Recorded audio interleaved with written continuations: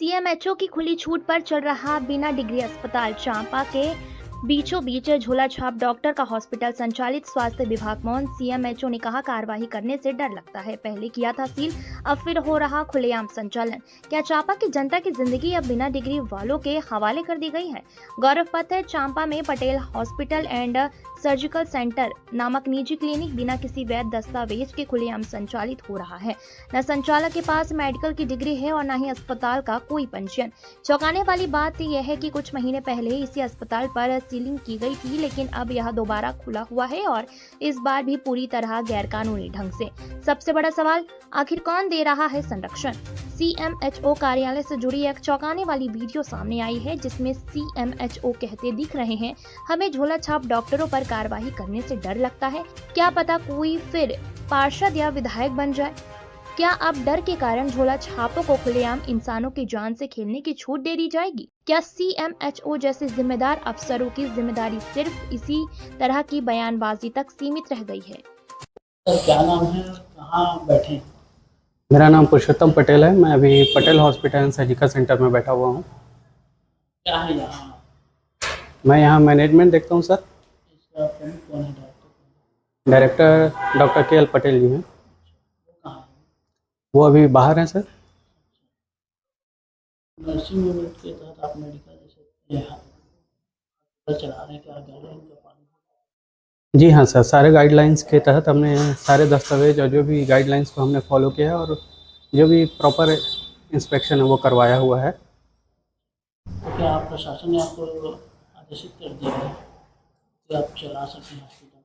देखिए, उनके द्वारा अभी हमको जो भी अप्रूवल दस्तावेज मिले हुए हैं और अपना जो परमानेंट लाइसेंस के लिए अपन वेट कर रहे हैं।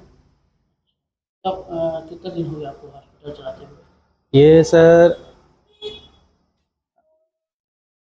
आई थिंक 6 महीने तो आई थिंक हो चुके हैं। तो सर नहीं लगता कि आपको बिना परमिशन के आप चला रहे हैं तो ये गलत है? क्योंकि मरीजों के से खिलवाड़ हो, मान लो आपको परमिशन मिला नहीं है, कुछ मरीजों के साथ हो जाए तो देखिए इसकी हमारे जवाबदारी होगी आपकी या प्रशासन की? ये जो भी अगर किसी प्रकार का अगर होता है लापरवाही तो वो जो है हॉस्पिटल की जिम्मेदारी होगी, एवं जो भी यहाँ अभी ओपीडी वगैरह जो बाकी सर्जिकल किसी भी प्रकार का ये नहीं हो रहा है और उसका जो भी है निर्देशों का गाइडलाइंस का पालन करते हुए हम ध्यान रखते हुए कार्य कर रहे हैं। क्या क्या ट्रीटमेंट होता है आपको?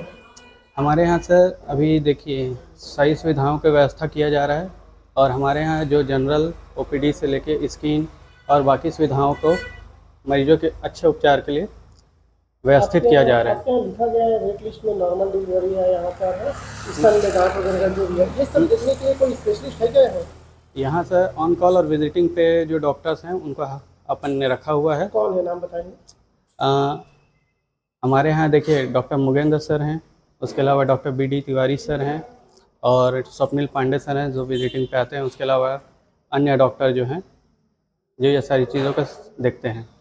ऐसा गाइडलाइन में है क्या कि आपने अप्रूवल के लिए वहाँ पर दिया है, अभी तक आपको कुछ मिला नहीं है, उसके बाद भी आप लोग 6 महीने तक संचालित कर सकते हैं, ऐसा है क्या? इसमें बीच में सर कुछ समस्याएं के कारण हॉस्पिटल बंद था, उसके बाद अभी फिर से चालू हो चुका है और हमने जो भी दस्तावेजों की कमी थी उसको पूर्ण करने के लिए हमने वहाँ दस्तावेज जो है सबमिट कर चुका है। क्वेश्चन और है जी, पूर्व में आपके यहाँ कार्रवाई किया गया था, प्रशासन के द्वारा सील भी लगाए गए थे इस हॉस्पिटल को, तो किनके आदेश से आपने खोल दिए हैं?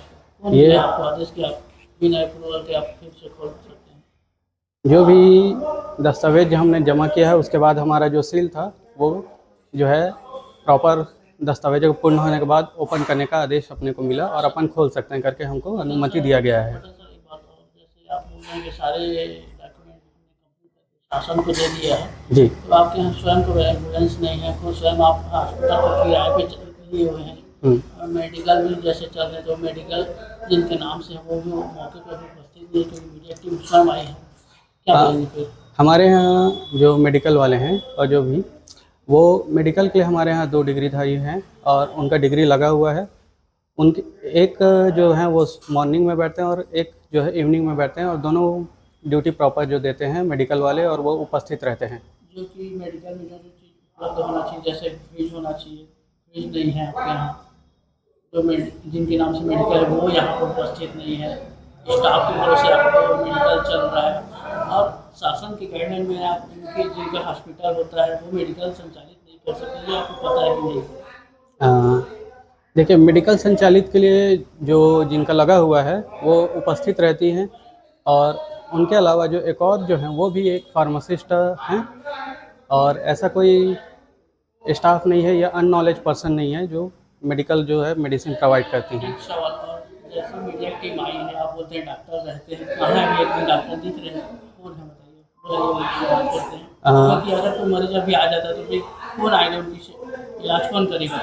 देखिए ये जो स्टाफ है वो अनुभव नहीं है। देखिए जो भी आप बोल रहे हैं उसके तहत हमारे यहाँ जो डॉक्टर्स रहते हैं वो आज संडे का दिन है सर, इसलिए आज वो उपस्थित नहीं है, और बाकी जैसे अगर कोई पेशेंट आता है तो हम उनको जो है 24 घंटे सेवा उपलब्ध करके बोर्ड में लिखा है। नहीं, वो देखिए जब पूर्ण रूप से हॉस्पिटल संचालित हो जाएगा तो वो सारी सुविधाएं। संडे मनाने का अधिकार होता है?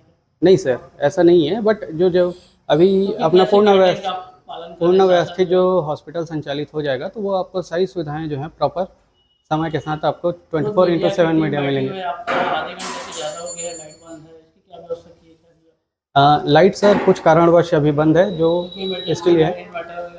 हमारे यहाँ इन्वर्टर की सुविधा है, अभी लाइन सप्लाई जो है रिपेयर हो रहा है, इस वजह से वो कनेक्शन को जॉइंट करने के लिए थोड़ा समय लग रहा है। आप खुद ये चीज़ आप देख सकते हैं, ये सारी सुविधा। सकते हैं कि शासन की गाइडलाइन का पालन हमारे यहाँ नहीं हो रहा है, आने वाले समय में हम गाइडलाइन का पालन करेंगे। अभी जो ये देखिए जो चीज़ों की सुविधाओं का गाइडलाइंस होता है उसको हम फॉलो करके अपनी सुविधा विस्तार करेंगे। सर एक और जैसे सर इंजेक्शन कहाँ से आते हैं, तो जो स्वयं आपके यहाँ उपलब्ध होना चाहिए गाइडलाइन में?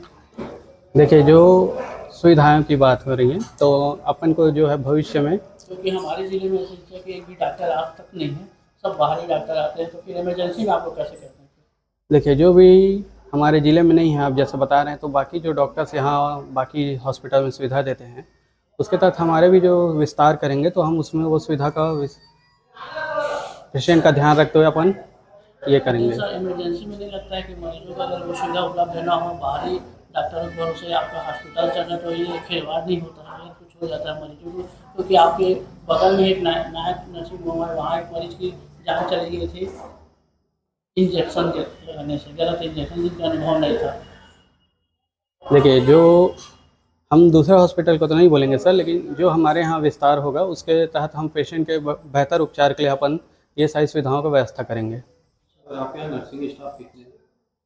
हमारे यहाँ सर अभी 6 नर्सिंग स्टाफ हैं, 2 फार्मासिस्ट हैं, 1 लैब स्टाफ है।